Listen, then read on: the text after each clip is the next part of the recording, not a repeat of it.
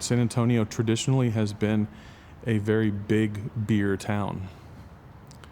You know, at one time there were several very large breweries here, and the city got behind them 100%. And at some point all that went away, and now it's coming back.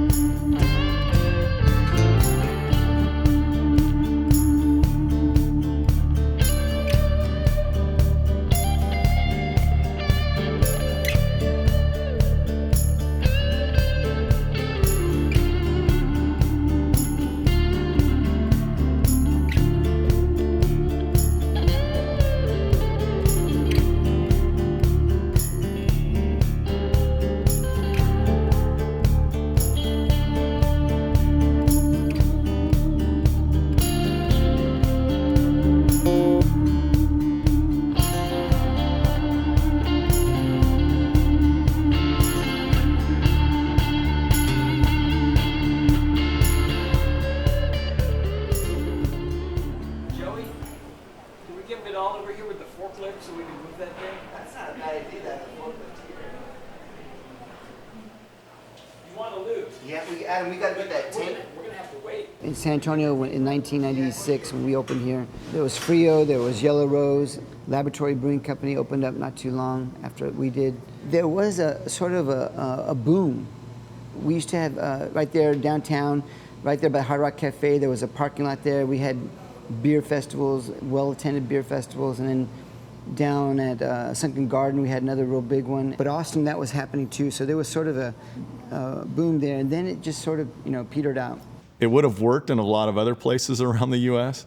San Antonio was just a little bit behind the times, so that's why those early guys, they had a tough go at it. The big guys still very much in Texas dominated the market. It was a city of 1.5 million people that had one operating brewery located in Southtown. And I kind of felt the demographics of San Antonio, the size of San Antonio, needed another brewery. So we stepped out. We were the second operating brewery in San Antonio. Our opening weekend, we had people telling us this was a dumb idea. We kind of took off running and haven't looked back.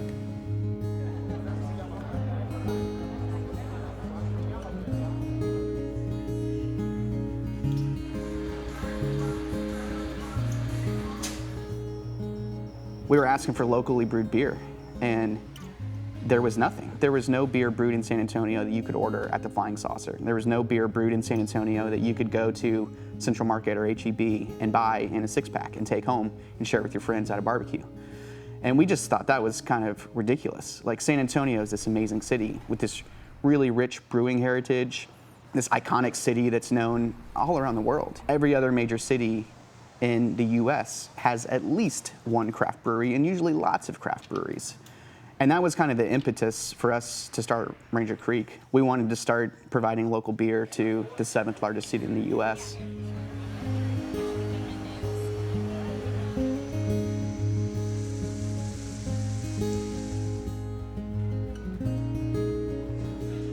We have a brewery-specific mechanical, and when I opened, I wasn't thinking that, there'd be no problem to be able to sell beer to other bars in the area, but the laws were not that way. We had to basically just sell what we made here. We couldn't sell it off-site.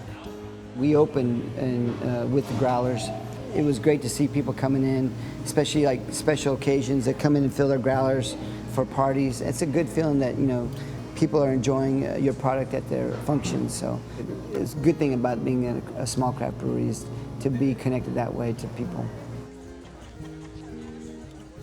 What's different now, I think, than then is the younger people that's all they know is craft beer. I mean, we grew up with, you know, lager beer as being the main beer.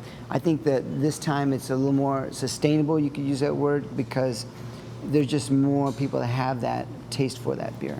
So I think the difference now is definitely more people are in tune with craft beer than before.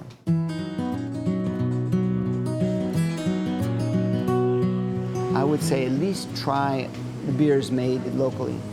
For instance, right now I'm buying, on the food side, grass-fed beef from a Texas supplier not too far from here. And the burgers here have taken off in sales, and I think that shows the quality of the product is important. All I can say is that I hope we can meet your expectations, you know, as a producer of beer, that it's our job to produce a flavorful product that you want to buy again. So I'm not going to ask you to buy something you don't like.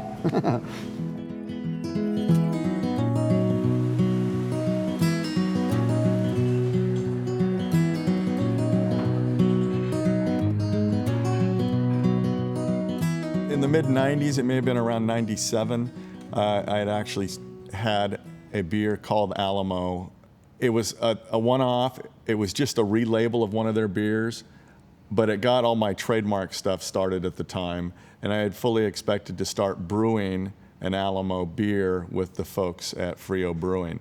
They went out of business shortly after that. I was not able to acquire their particular brewery, which in hindsight, I'm glad it didn't happen, because I probably would have been too soon on the market at that time. It wasn't until early 2003 when I found the guys at Real Ale up in Blanco, Texas.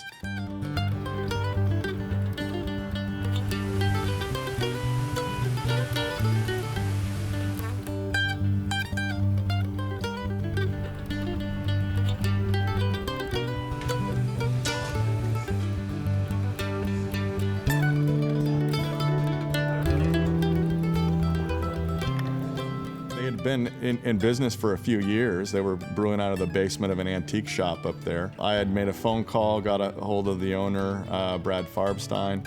They gave me a selection of about 5 different beers to try. So when it came to picking Alamo Golden Ale, I didn't say, hey, let's make a golden ale.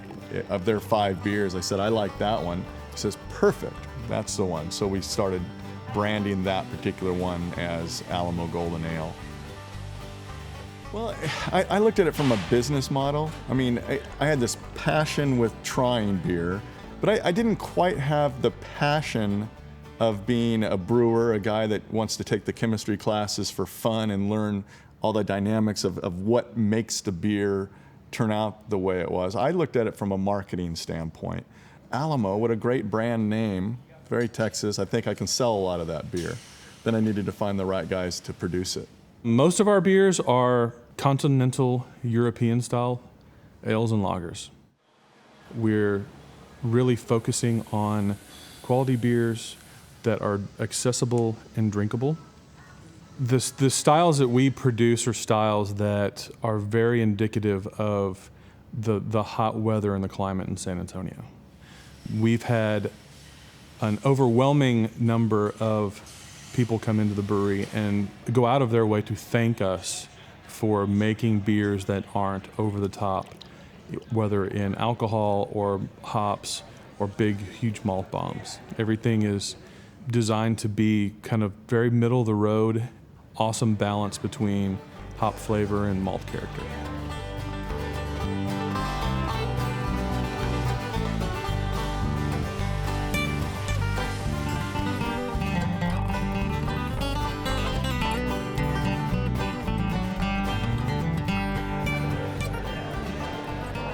Yeah, to me, it was just what brewers around the country were doing, at sticking their nose up at, you know, established big conglomerate business and doing things our own way to make a product that was truly artisan and more involved than just being produced at a factory. Same goes along with foods or crafts or wine. We all want things that have some sort of meaning behind them and really a passion that went into making them. During our discussions, basically, Scott and I just talked about beers that we like, beers I like to make and drink, and beers that he likes to drink. And this is what we came up with. For most of these beers that we're making here at the production facility are ones that we talked about making before retail existed. From the beginning, we found out that people really like IPA, at least our customers out there. La Rubia was always one of our best sellers, which is our blonde ale, and then whatever IPA we had on tap. And it's sort of how we came up with the name for Sold Out, because it seemed like the IPA was always sold out. So then we started making we'd have multiple IPAs on tap at one time, and it was a little tougher back before we opened this location, but now that's what our customers out there really look for, and so we're trying to keep them happy with lots of hoppy beers. Yeah, to me, some of the core values that really stand out is being driven by our own passion and not by what some marketing firm told us would be a great idea.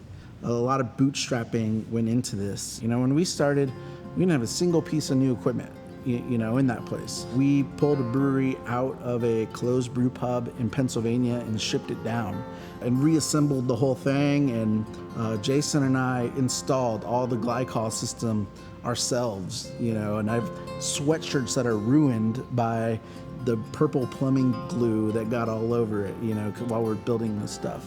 And there's literally our blood and our sweat and our tears in the foundation of our brewery.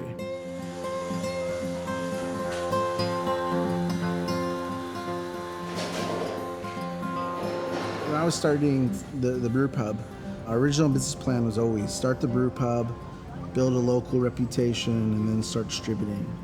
And I knew very well that was super illegal. So I knew I would have to go change the laws in order to enact our business plan. And it turned out to be a little tougher in Texas. So a lot of opposition. In 2011, I started building a coalition of other brew pubs, and we started an organization called Texas Beer Freedom. And that really started to get attention. So 2011, we ultimately didn't get anywhere, but in 2013, we built an even bigger coalition. And I spent most of my time in the 2013 session, not at the brewery, but at the Capitol, going there, building relationships, and earning their trust that we didn't have some malintent to change the laws. We really are just small Texas businesses who want to grow. We got the laws changed in 2013. One, that brew pubs before weren't allowed to sell to distributors. So you could only buy brew pub beer at the brew pub. What changed is now we can sell to distributors and that beer can be distributed. The other big law that changed was before, when you went to a brewery, a production brewery that was distributing, you couldn't buy any beer there. They could give you a token for free beer, but you could get a sample and then you go home. And now they can sell you a pint of beer. You can go to any brewery, their tap room, and they can sell you a pint of beer just like anywhere else. So those are the two major laws that changed.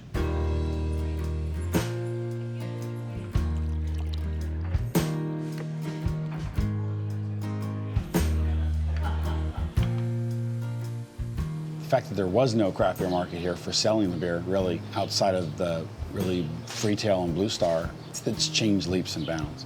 Starting with Ranger Creek, fighting their way through, trying to figure out if anybody will buy something that's not a brand name. When we first started, and I say this in a way, but we sold more beer in like a Houston account than we sold here in San Antonio. San Antonio has come a very long way since Ranger Creek started. Now, obviously, Blue Star was going and Freetail had started since then, but from a production brewery standpoint, right, guys who can sell their beer off-premise, right? If you looked at the landscape in 2007 to 2010, there were not as many craft beer bars as there exist today. We wanted things to be unique. We wanted them to represent Texas. We said, if we can, we're gonna use local Texas ingredients in a beer anytime we can. We've had beers like our strawberry milk stout, which uses poteet strawberries. We've also used local blackberries in one of our small batch beers, which was our blackberry sour. My main focus is to release a quality and consistent beer. You know, we play with small batch series and we can have some fun, funky stuff, but when it comes to our core lineup of beers, it's making sure that consumer is getting the same beer with great quality and great consistency, no matter where they have it around town or if they come out here. It's going to be the same beer, fresh. It's going to be the same beer, a month old. It has that great of a stand-up and can become recognizable as one of our core lineups.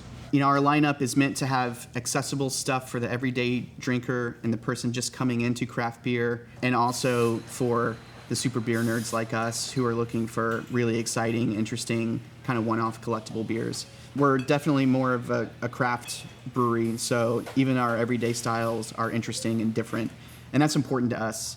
I think if you're going to be a craft brewery, you need to do things your own way. That's a really important aspect of it. But that was around probably 2008, 2009, where we finally had made those decisions and figured out this is what we want to be. We want a brewery, we want to be a distillery, we want to do both, and we want them to be core to who we are. But what we really wanted to be known for was aged whiskeys. So from the beginning, we started putting away bourbon. We started putting away our corn-based product, right? And we had to go through a lot of doubters who would say, well, bourbon can't be made anywhere outside of Kentucky. And so we kind of went through that process, but we thought that for Texas, bourbon just sounded like a good fit. We stuck true to what we wanted to do, which was to be known as aged whiskeys.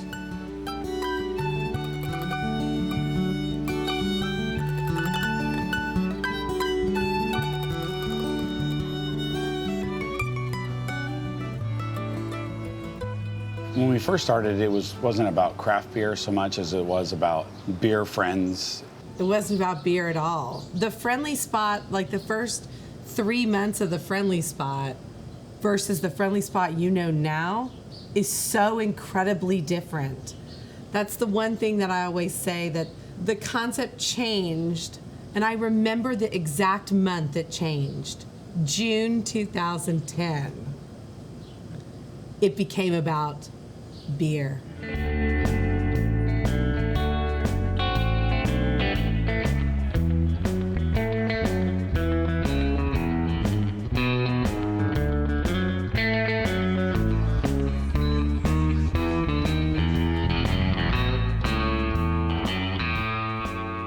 When we first started, it was just a place to be for the neighborhood to hang out at.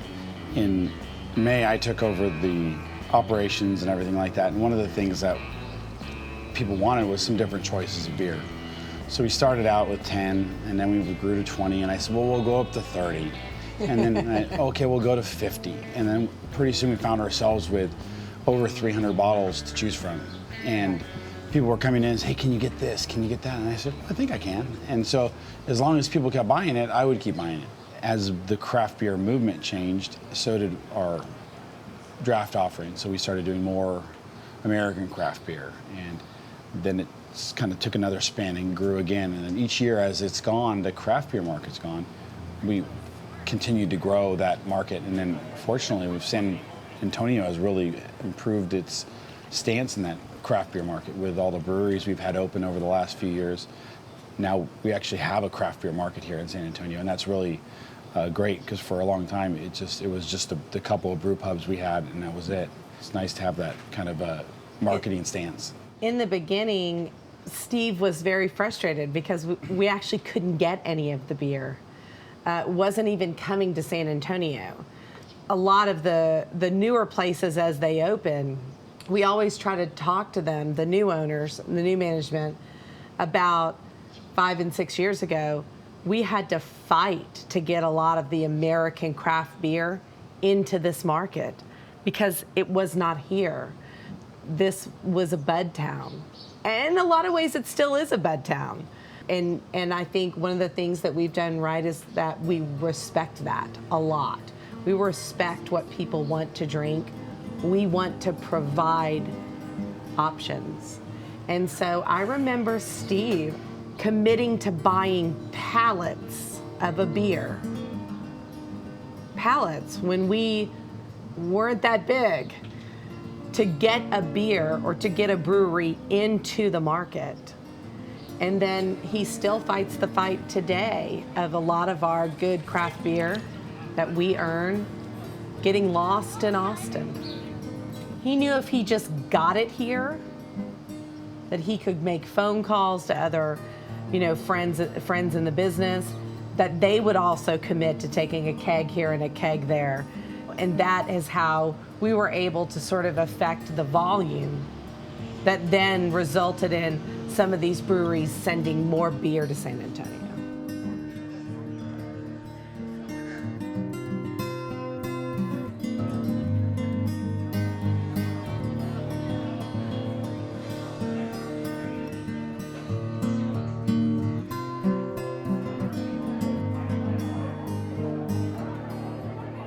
We were learning, really, we evolved so quickly. We were learning what we were going to be at the same time we were teaching the public on what we were going to be. So I would answer the question, what is a growler, all day long? A container or a vessel that carries beer or any other liquid, really, that you can take home, refill, reuse, repurpose. That was probably the number one conversation I had opening Big Hops, and then we'd start talking about craft beer. And our focus was drink it local. Beer is better when it's local and it's fresh.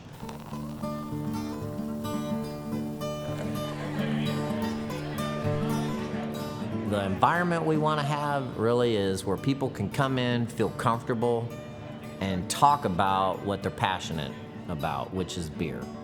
And that's what we want to spread, because we believe we're on a mission from God, is kind of the joke we always say, and it's one beer at a time. So we're going to spread the gospel of craft beer.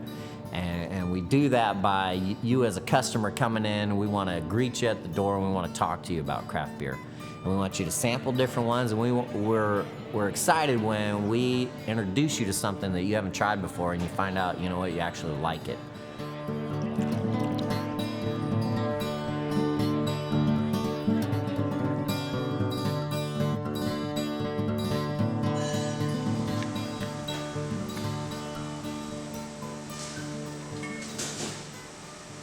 Whenever I was homebrewing, I obviously looked up to all the craft brewers out there and all the breweries, and my first experience with a brewery was 512. I went to the 512 second anniversary, I believe, and I got in there and I looked at everything. I said, man, this is not what I thought it was. I thought it was going to be much larger, on a much larger scale than this. This seems very doable to me. So started working on my business plan, saw there was a need for it in San Antonio. At the same time, Austin obviously was growing a ton. Houston, Dallas were growing a ton as far as craft breweries were concerned.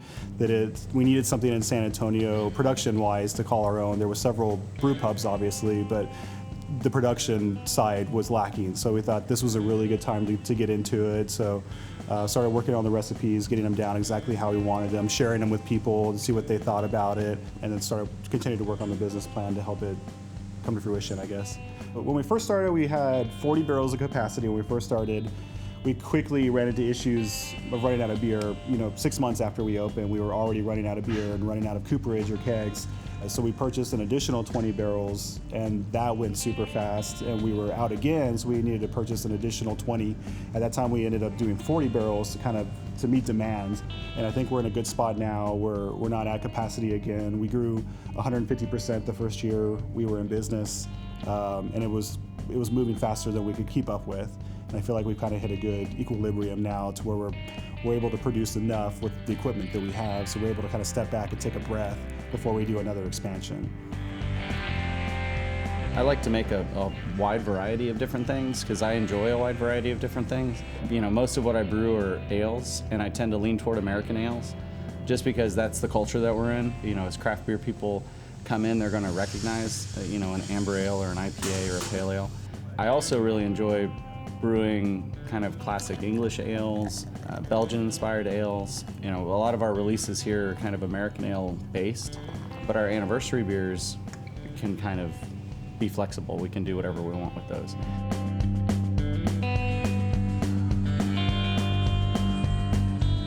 A big part of what we do is to make beers that are accessible to a lot of people, or gateway beers to a lot of people. To continue to push our 3 year-round products, the Shady Oak, Blonde, the Woodcutter Rye IPA, and the Evil Owl, which is our flagship, to people so that they can try those beers, see what they think about them, to try and maybe pull some more people from the macro side to the micro side. When we do open houses here, we usually have a couple of our small batch or specialty beers And so it's an opportunity for those people to come in and check out our experiments and enjoy that. The other part about it is that for us, having an open house means that we get to talk to people that are enjoying our beer, and we get to get pretty direct feedback from people on our pilot batches and on our year rounds and things that we're doing. And we always have people that want to come and talk to us and share what they feel about Branchline, and we really enjoy that too.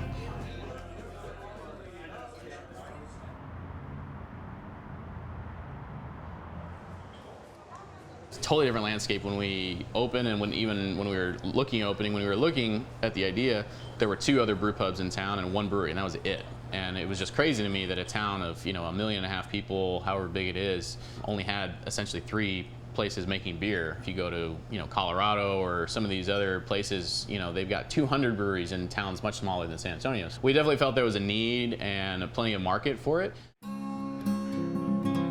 Craft beer gives people an opportunity to be able to express themselves in something that it's not just a picture you stare at and be like, oh, that's great, but it's something like you can consume, you can enjoy, and people get to put their own twist on things. That's one of the things I don't tend to do really aggressive, crazy beers, but I like to take something that's well established and then just maybe tweak it a little bit, do some kind of different idea that we've come up with. Oh, maybe we can do a different dry hop than we usually would traditionally, or like with the Berliner Weiss, let's try it with strawberries. So we're not reinventing the wheel, but just making it your own, I guess, is a good way to do that.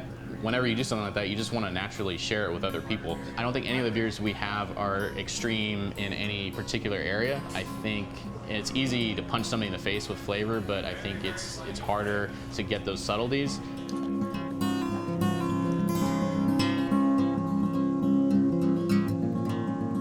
We just didn't feel like there was any place that you could get really great food and really great beer and pair the 2 together. Our concept would only work here. Traditional barbecue is generally pretty cheap. You usually use really cheap meats that nobody knows where they come from. We want to do something nicer, a little more elevated. We use all humanely raised meats. We do everything from scratch, and that costs money. I mean, we got to pay a guy hourly to bake bread. We felt like the Pearl was really the one place in town that people come because they want a unique experience, and they're not just looking to stuff myself for as cheaply as possible. It's been amazing. I think it's unique. I mean, people are coming in from out of town, out of state. They're like, man, I wish we had something like the Pearl where we live. So I think San Antonio is really unique to have something like this, and it's only going to attract more and better stuff.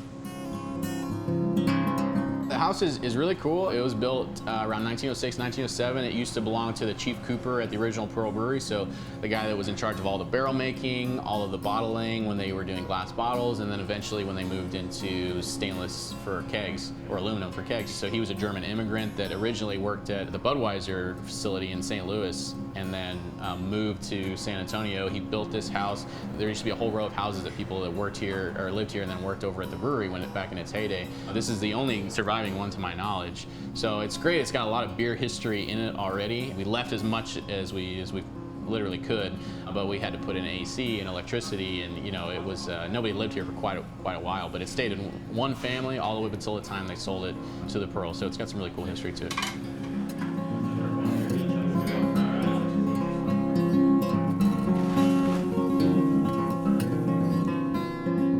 This building has been part of the skyline and fabric of San Antonio for 130 years in one form or another. This building in particular was a brewery that had hundreds of jobs. It's the biggest honor in my career as a brewer to brew in this particular building. What we're trying to do with Southerly is trying to incorporate some of that past with what we're doing, and we've done that, again, by attention to detail. The great thing about this building is that it's sort of the gem of this whole complex, this campus here. It's also been a very important part of the revitalization of what defunct regional breweries could become in the future going forward for other places. Lone Star down south, perfect example. And so what we see here is a restoration of the original brew house. There's a lot of attention to detail being paid to what we left, what was done to show that this was an operating brewery in its heyday.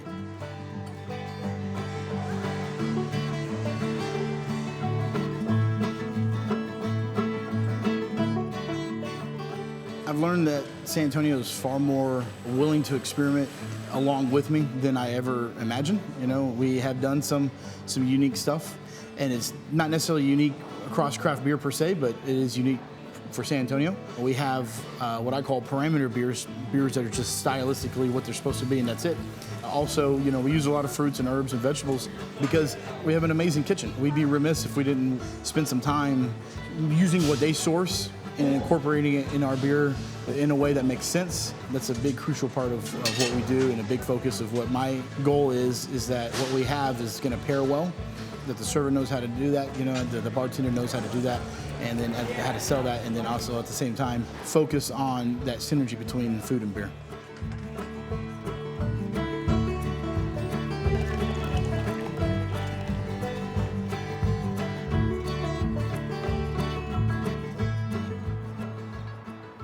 Growing up in California, starting off in my younger beer drinking career, you know, we had Sierra Nevada, we had a lot of good options for microbrew. When I moved to Texas about 23 years ago, there weren't a lot of craft beer options. So that kind of piqued our interest into, well, maybe we should start home brewing and trying to make our own pale ale. Luckily, we had a little tuna luck, and our first couple batches came out really good, and we kind of caught the fever from there.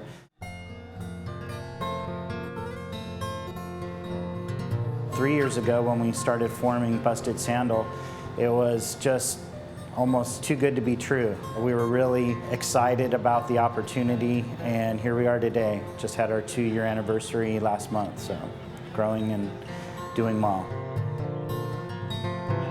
The most rewarding thing for me is sharing our beer with people that haven't had craft beer before. Letting them kind of explore their palates a little more and learn that beer can be infinitely different, and it doesn't always have to be the same crisp, clean yellow lager. It can have fruit in it, it can have spice in it, it can be sour, it can be completely different. And just having the ability to share that with people is probably the most rewarding thing.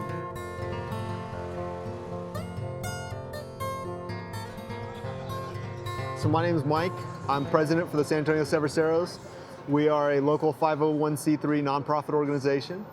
We were founded back in 2010. So our mission is basically to educate people on the science that goes into home brewing so they can increase their brewing skills and kind of get into the hobby, and then also to promote the local craft beer community so it'll grow and continue to produce delicious beer for everybody.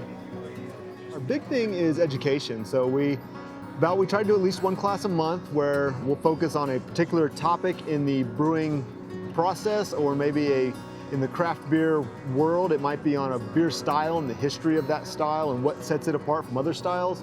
Or it might be a step in the brewing process like mashing or fermentation. We might go into how to do a yeast starter. Outside of our monthly classes that we do, we also try to do several events throughout the year. One of the bigger ones is we partner with Botanical Gardens, and we put on an event called Brews and Blooms, where we bring out local craft brewers. They have like a typical beer festival. They'll have a booth set up. They'll have their product on tap there. They can tell their story and talk about their beers and what makes their beers special and unique as they serve samples to the festival goers. Cerveceros and Busted Sandal have had a long-standing relationship. From the day we became a brewery, a good number of us have been Cerveceros members. We like their teaching style and their organization and sharing knowledge about brewing. One of the programs we've started recently is called Collaborations for a Cause. And that's where we pick another nonprofit organization or a particular cause that someone might be fond of and try to raise money for them. We'll partner with a local brewery or brew pub and brew a beer with them, and then they'll sell that beer to help raise money for that organization. One of the more recent ones we did was ALS of Texas. We brewed a beer with Busted Sandal, and the brew day was an educational class for people to come in and see the brewing process all the way through. And then when the beer was ready, we had an event at their tap room where all the profit from that beer was donated back to the local ALS chapter. That's one of the ways we get people, the local community, the local craft beer community, involved with our members and with the people within the community.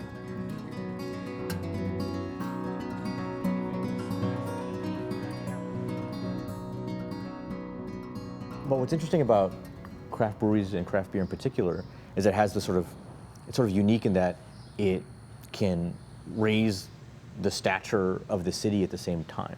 So you can contribute to the economy, you can provide jobs, that's great. But then you can also raise the stature of the city. And so all of a sudden, San Antonio is developing this reputation outside of the city, in other circles, when it comes to discussions about food or the culinary arts or culture. Craft beer, I think, and the rise of craft beer, craft breweries, sort of coincides with the new, and maybe it's not so new, but the sort of foodie, cocktail, food truck, sort of chef culture that we're developing in this city. It's part of that, right? The businesses you're talking about, I think, one, act as anchor tenants. So they sort of demonstrate that these places are ripe for investment and for businesses, but they also act as magnets, bringing people who would never normally go to those places, bringing them out, and then them discovering, one, what's already there and being pleasantly surprised, and two, they probably see more of the city along the way and think, I should probably check this out. So I think it's the sort of demonstration of viability and the draw that makes them so valuable. We're just on the Near East Side, which hasn't been, in recent years, a place a lot of people wanted to move to, come to. Was, frankly, the folks were a little bit scared. There was already a resurgence that had started in this neighborhood, and adding the brewery on top of that, I think, did create the additional catalyst to get a few more projects going. We're happy to be part of that. I don't want to say we're the only part, because we're not.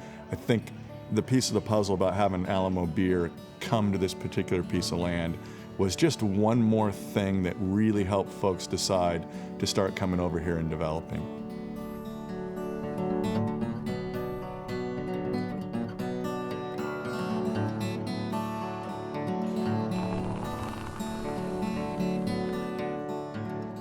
Before we were here, I would say, the art community here at Blue Star was really the impetus to the whole, the area developing. We were maybe one of the first early commercial establishments to be among them, but when we decided to open up that outside bar, that helped start a synergy between the galleries and the brewery, to where people can get a beer, go enjoy the art. It was definitely an important part of our success.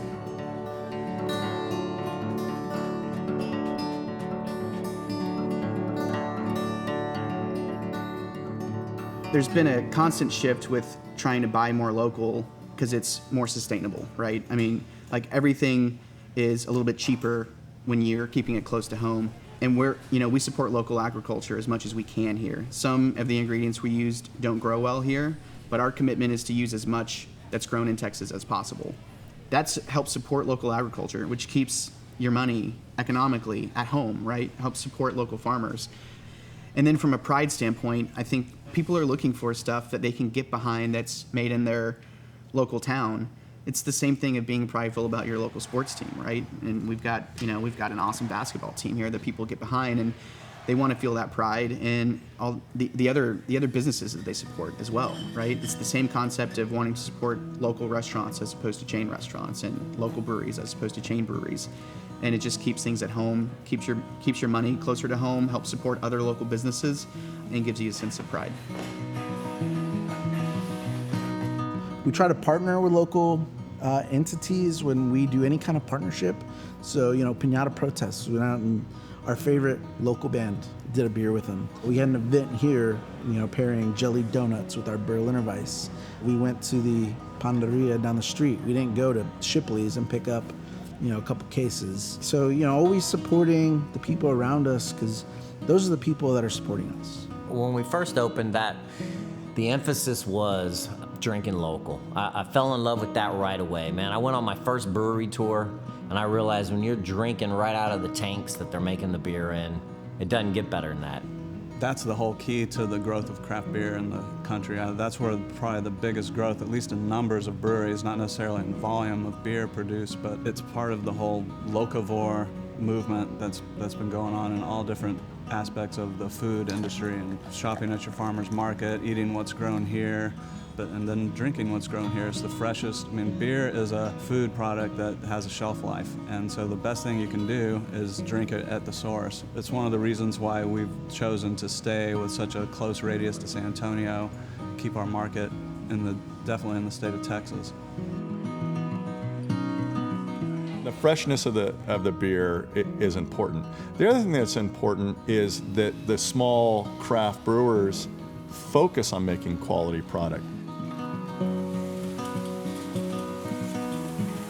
We have some really great breweries here. These breweries are providing a strong selection of beer across the board, be it a Helles style or a Dortmunder like we're doing, to IPAs and stouts and everything in between, barrel-aged sours. If you like a beer, there's a brewery who's making a beer you like here. We're kind of in a rapid growth phase right now. Our market is very young for craft beer. Even though we have some pretty well-established brands that have been brewing for 10 years or so, 5 years or so. There's so many more breweries in planning, and it's great to see a city our size. The palate is changing. People are wanting that craft beer more. It's been a really good community working together with others, and it's been a good community. I see the public adapting to it and demanding more of beer, craft beer in general. It's doing well in San Antonio.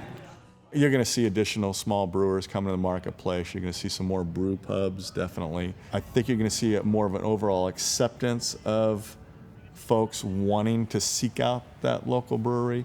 So I think we have a long way to go, especially in the neighborhood pub and the neighborhood brew pub environment. But I do expect to see San Antonians start to migrate to the source of where their beer is brewed.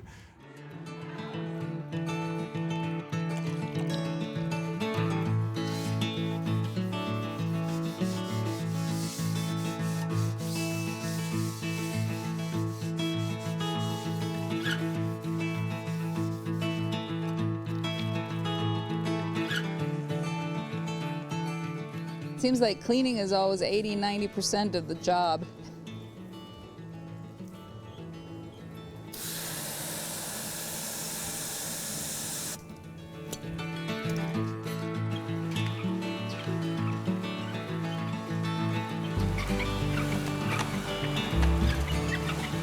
So Brent's been brewing since, hey Brent, when did you start brewing? Mid-90s. Mid-90s. I wasn't really interested in it when he and I met. I kind of thought it was a guy thing. So yeah, I never knew that I had a passion for it, but once I started, I was very close to, I love cooking, I'm really comfortable in the kitchen.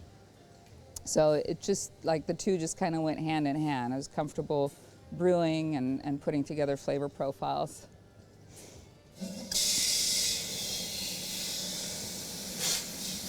I think it's just the mystery, because you don't really know what it's going to taste like until you have that batch, until it's fermented and it's carbonated. Creating something homemade, I think a lot of us can relate to what it feels like when you bake that first loaf of bread. It's just really neat and it's super awesome. So today we're doing two different beers. We find that doing double batch is more efficient, because one cleanup, one startup, so it adds about 2 to 2.5 hours to our brew day. So right now we're doing a Kolsch, which is kind of a light German, so it has kind of some of the characteristics of a lager, but it's brewed in an ale style, basically fermented at warmer temperatures than lagers are. And then our second one, we're doing an IPA.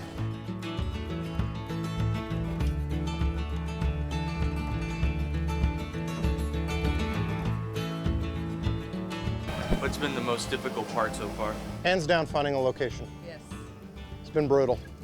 So if you're not planning on buying, and I would probably say even if you were going to buy a place, that's by far the most difficult, is working out an arrangement with whatever landlord you choose. Or every single property has its ups and downs and good things and bad things, and it's a process finding. It took us 2 years, and You know, it almost came to a point where we were starting to say, okay, we're going to have to sacrifice on that vision and maybe brew outside of, outside of San Antonio, downtown San Antonio.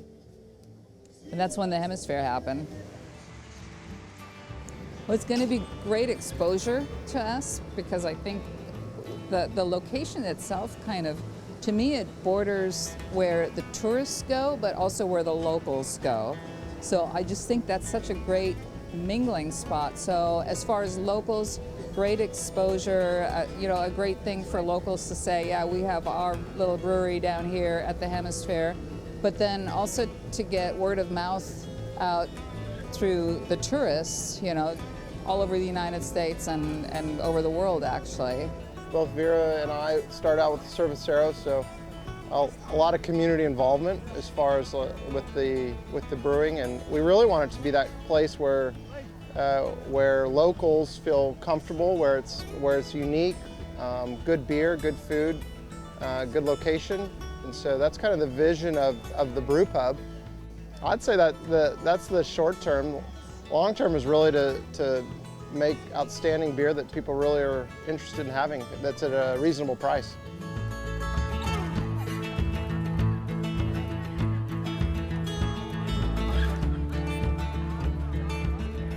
I think the infrastructure of beer in San Antonio is beginning to change. What we've seen lately is that a lot of business owners and entrepreneurs are getting into the business of craft beer. And so over the last 5 years, we've seen several growler stations open.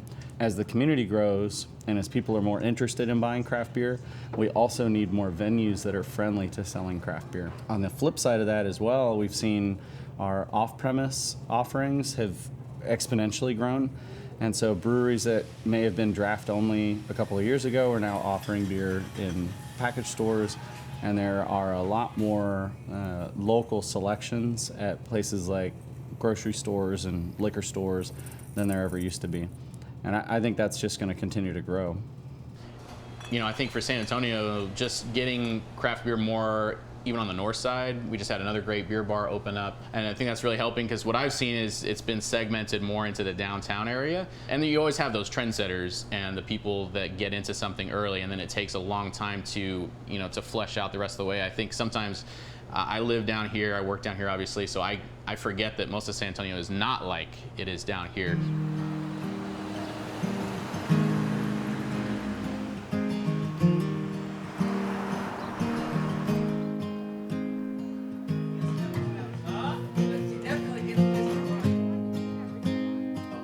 The most exciting thing for me in all this is knowing that we're bringing craft beer into our community. So, we could have picked a spot and just been another stop somewhere downtown or in another place where there's already some established bars or places where craft beer is already abundant. But here in our neighborhood, there's really not a lot going on. I'm not saying that we're pioneering anything, but we're definitely going outside of where a lot of people have tried to locate, and it's literally a half a mile from where I live, so it's perfect. I've lived in this community for 30 years.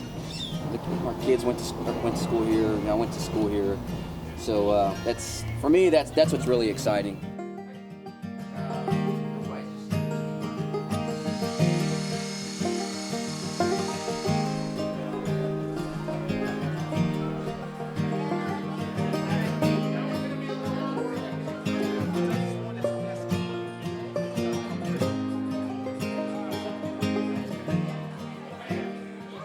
I would have to say it has been nothing but positive. The people that come in, a lot of them are from the community. That's one of the things I usually ask them is are you, do you live around here?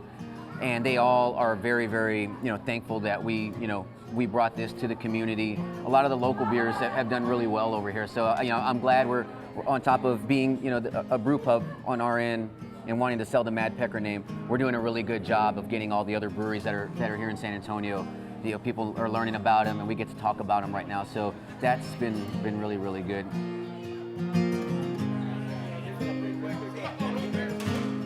Man, I wish I could say I was relieved to actually be open, but I know that there's still a lot of things that we got to accomplish before we can actually feel good about where we're at. Part of the delay in getting our federal permits to brew is still something that I lose sleep over at night, and I wake up and that's the first thing I check is, where are we at with our permit? So, it's not Mad Pecker Brewing until our beers are actually pouring out of the taps.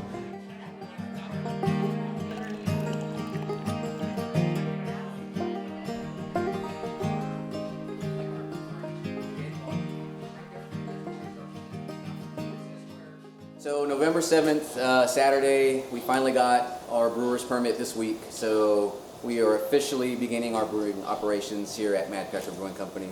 So it's nice to actually be here with the kettles fired up and just glad we're actually doing it. Taking in what we've built this entire time, home brewing for the last 4 to 5 years, having this moment means so much. To actually say that now having brewing company at the end of our name is actually possible. Is actually happening. That's and not have to tell customers, no, we're still waiting on our permit.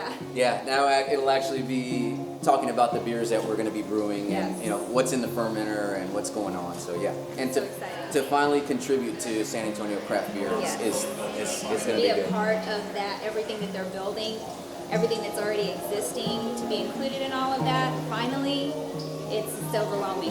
So we're very excited.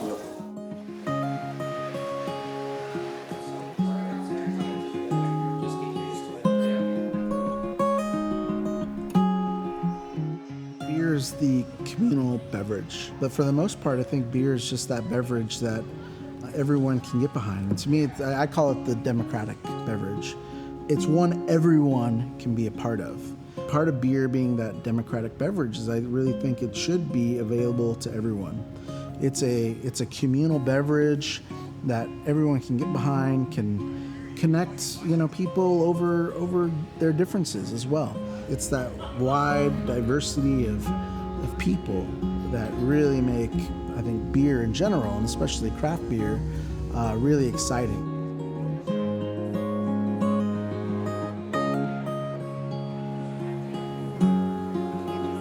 I think it says a lot about how everybody wants to belong to something that's communal, that's bigger than themselves. They're not finding that attachment with the brands that are coming out with the big brewers. They're finding that attachment by smaller companies that are staffed by more people that are accessible to them on a daily basis. If somebody wants to come on a tour at Alamo Beer Company, basically they just show up on a Saturday.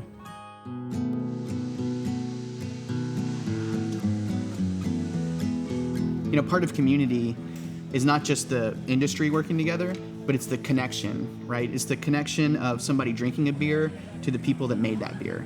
Not just a marketing campaign or a distributor rep or somebody like that, but an actual brewer or an actual owner that's out there, or an actual employee of the brewery, and you're interfacing directly with those people. That's the difference, I think. That's a huge part of connecting with what you're drinking, is knowing the people behind it, knowing the people that made it. I think that's the cool part, is while the industry is still young and growing, there's a lot more of that direct access and direct connection, and that makes a huge difference in, helping grow this industry.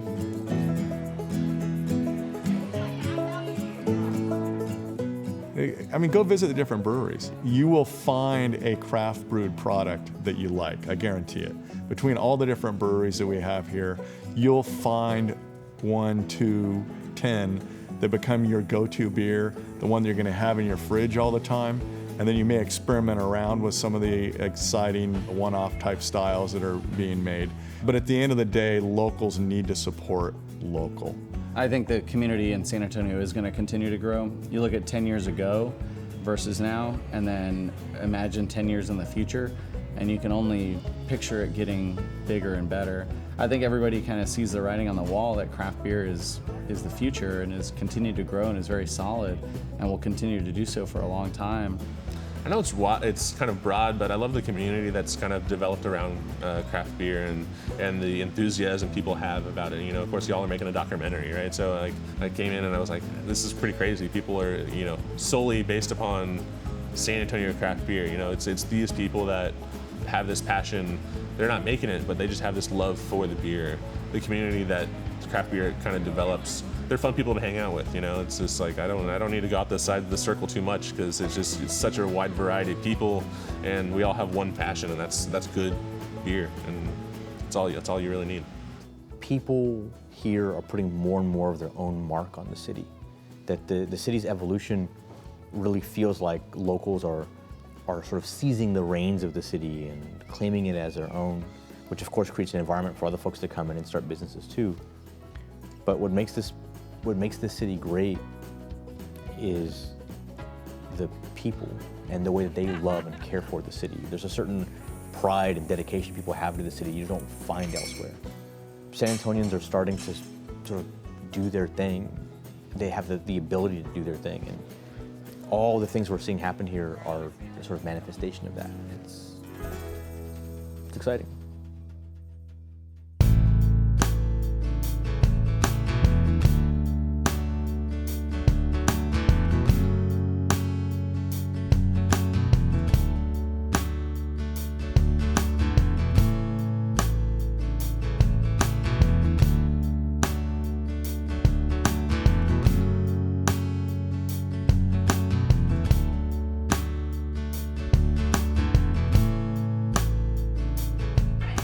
I like craft beer because I feel like there's always something different coming out. There's always something new to try.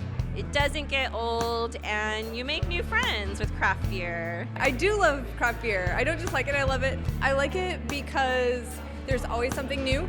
It helps support local economy.